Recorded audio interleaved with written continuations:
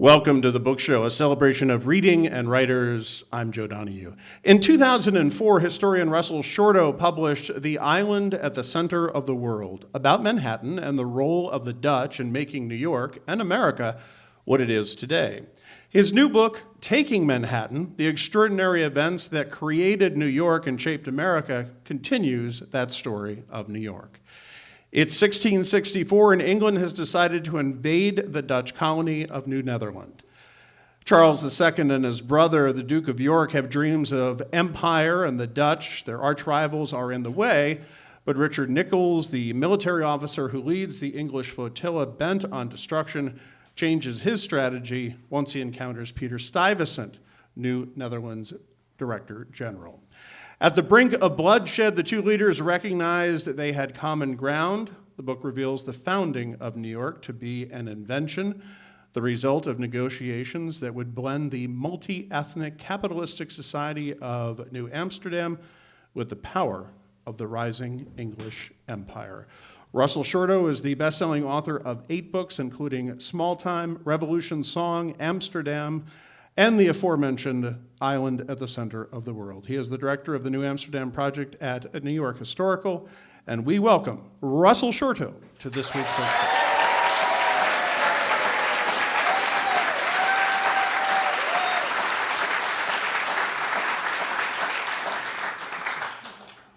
I have to say that I love this book so much, and here's what I loved about it. To me, this was like just a great page turner. It's a fantastic story that just you unleash and you let go. And this is hardly, I didn't read it as history, I just read it as just a damn good story. It's just incredible how you bring all those threads together and make it so riveting. Joe, you are my kind of interviewer. Meaning, what I mean is, often people will say, "Oh, I really liked your book. I learned so much," and that's nice. But I feel a little bit irritated because I think of myself as a storyteller more than like an information purveyor. So what I want people to say is, I was completely engrossed more than I learned a lot. Ideally, obviously, both. Yes, ideally, and certainly the case with me.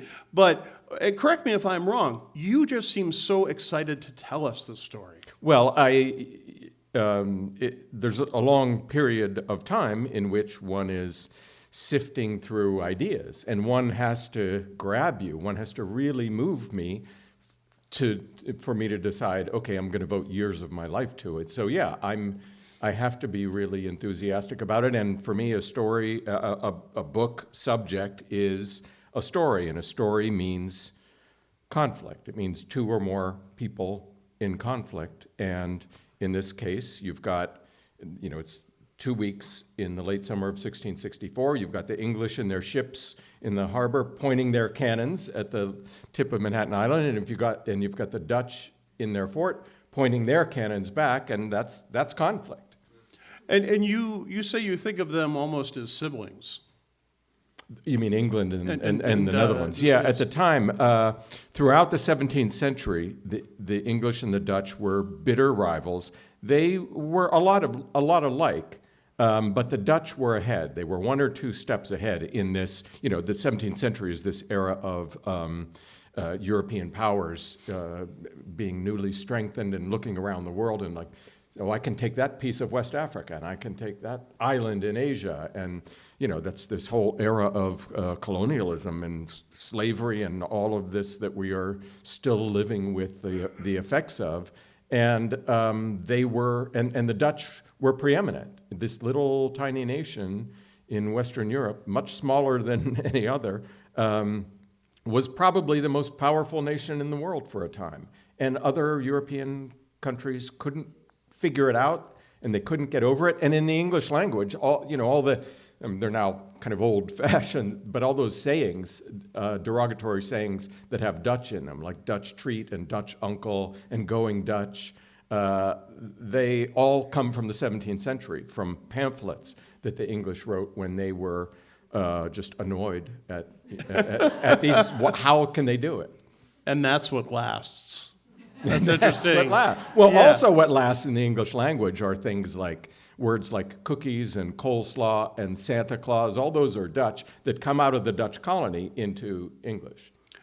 What was it about after the island at the center of the world? Did you know eventually you would take on the other part of the story? No, I didn't. That was the island at the center of the world told the story of this Dutch colony, which lasted 40 years. And the reason I came to write it was I got to know Charles Gehring, who you know as well, who has since 1974 been translating and publishing the 12,000 pages of the official records of this Dutch colony.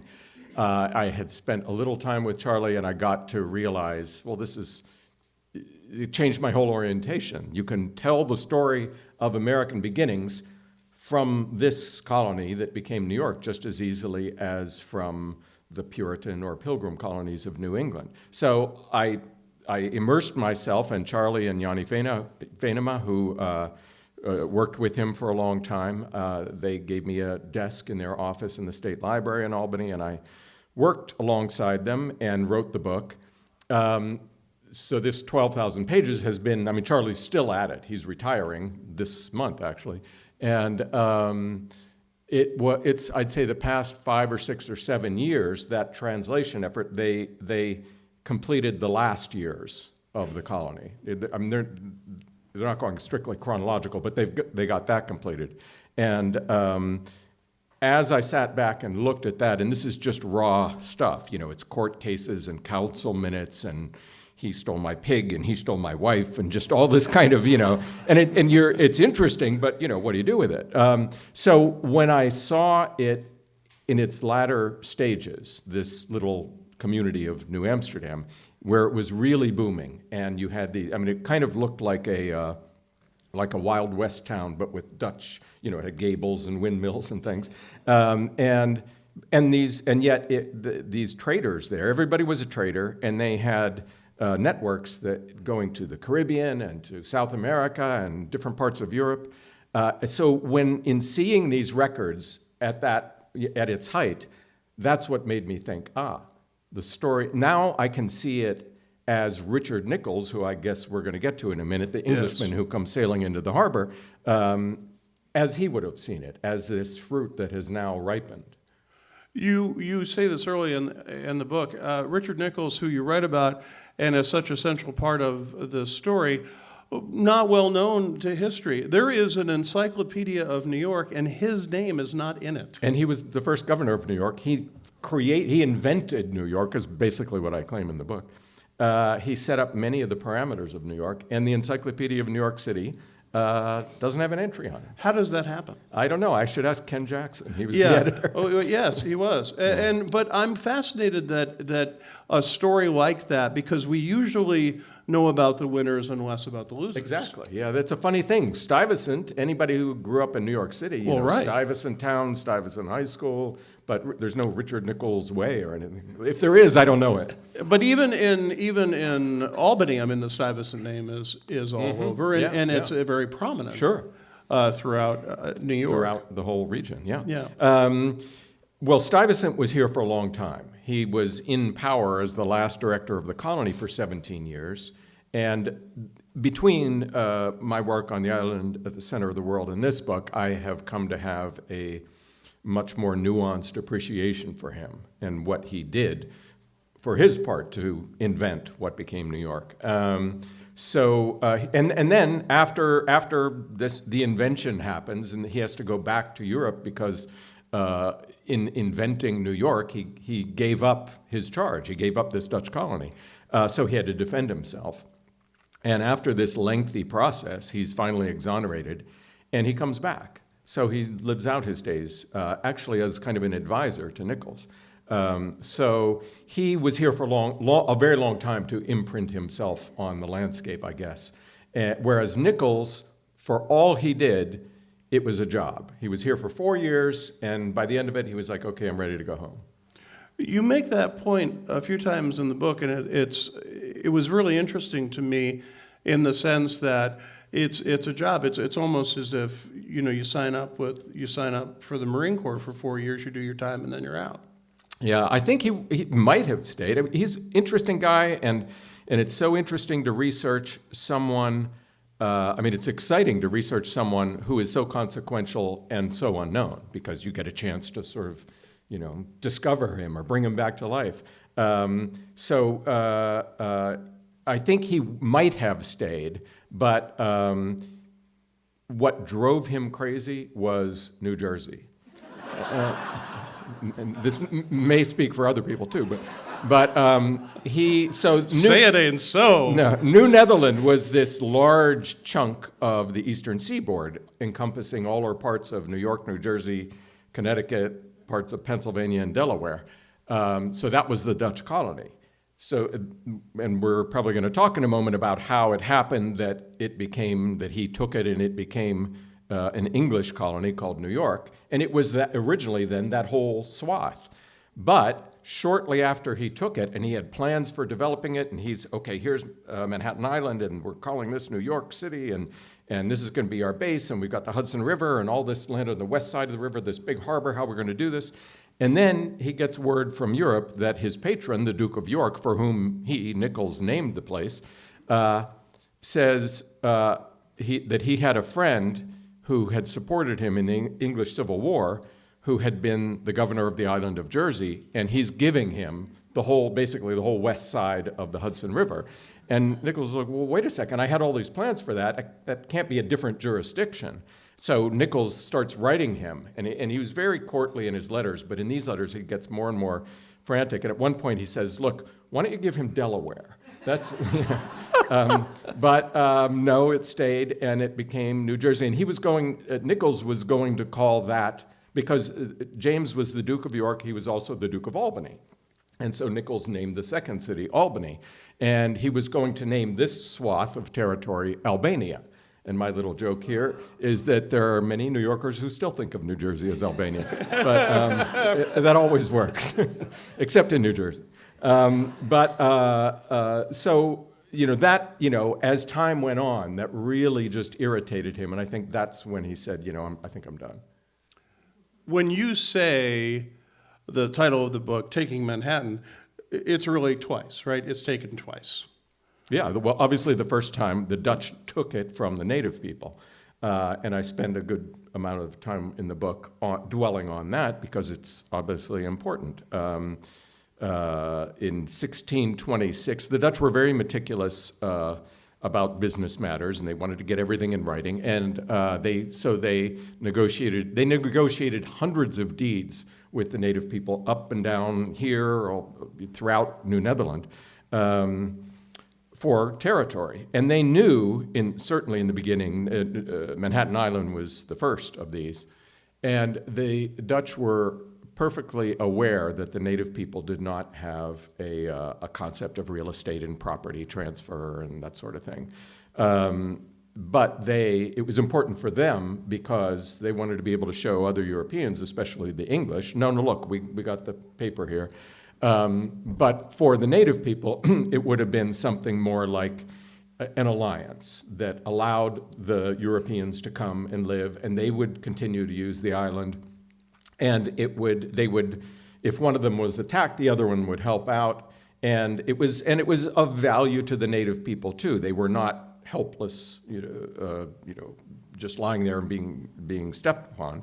They valued European manufactured goods. So they thought that they were getting something out of it. Now, what quickly happens in really just very few years is the Europeans, and this goes for the Dutch in New Netherland and the English in New England, become stronger than them, in large part because of disease that the Europeans brought, which really wiped out populations.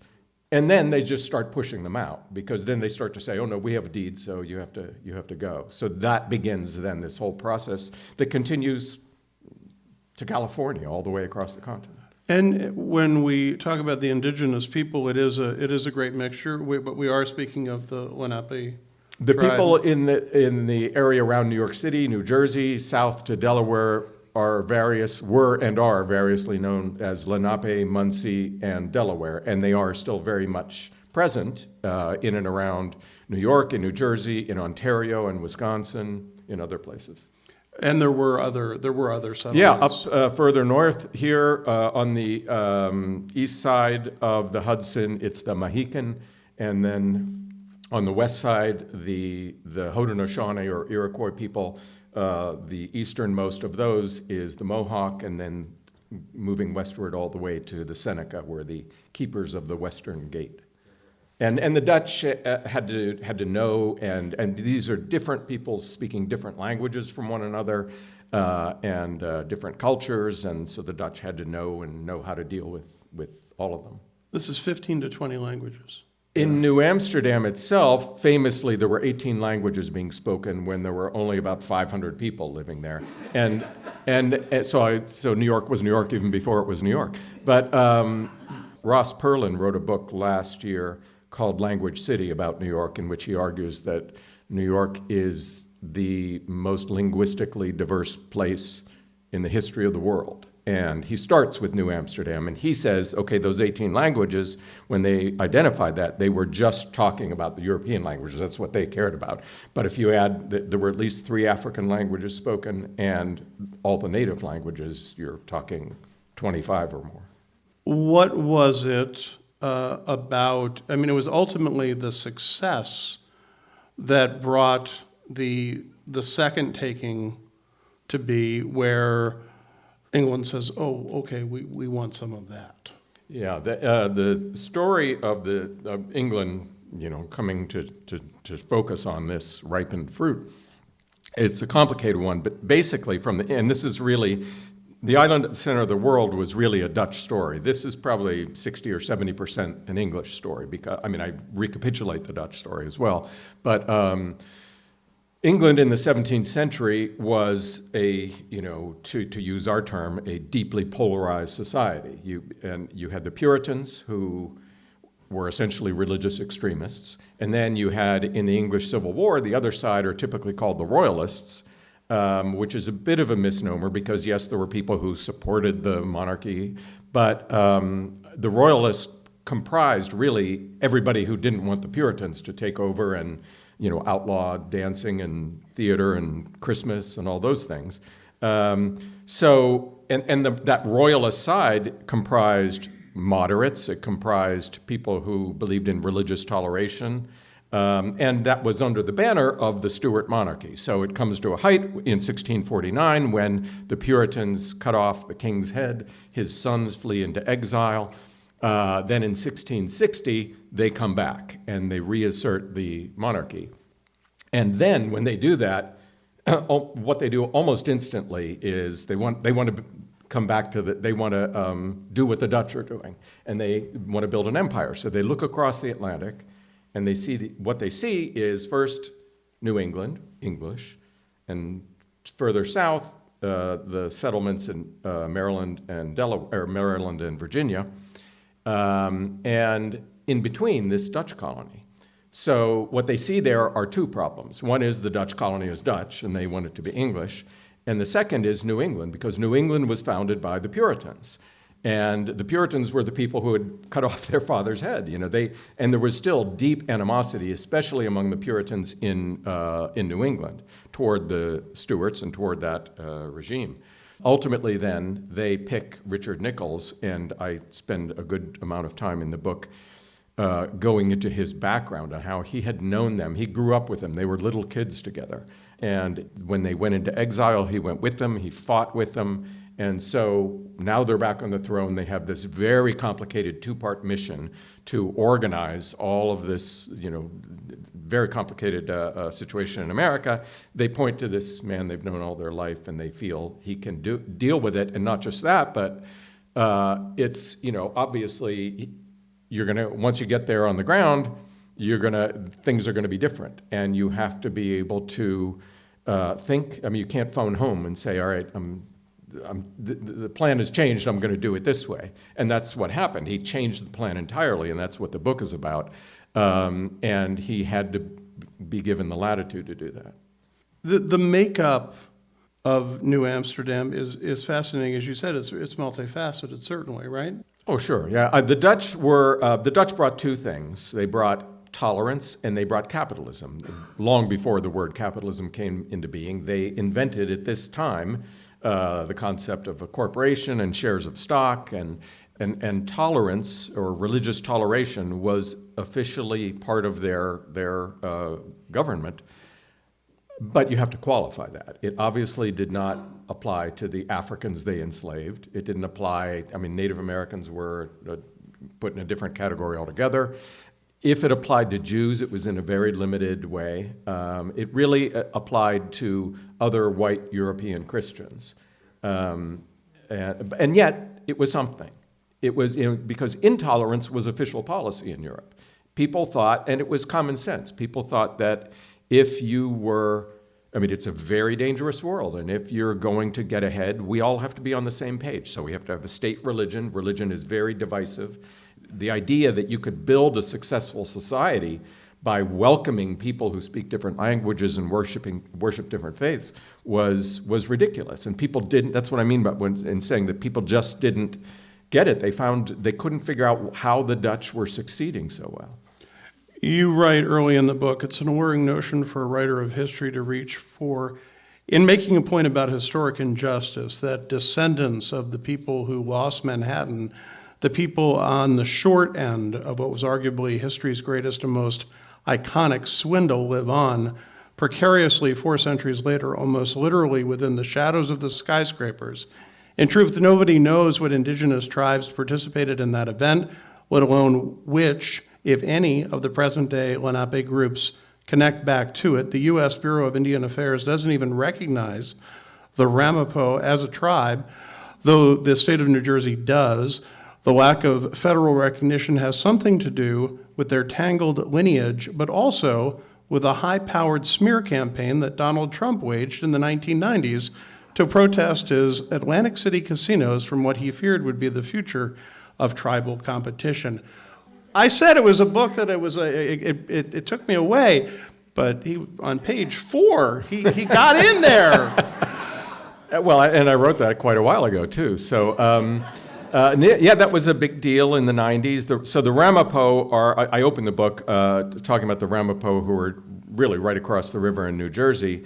As I was saying, there are many different branches and tribes of the Lenape today. And these are the closest to what was, their homeland of Manhattan.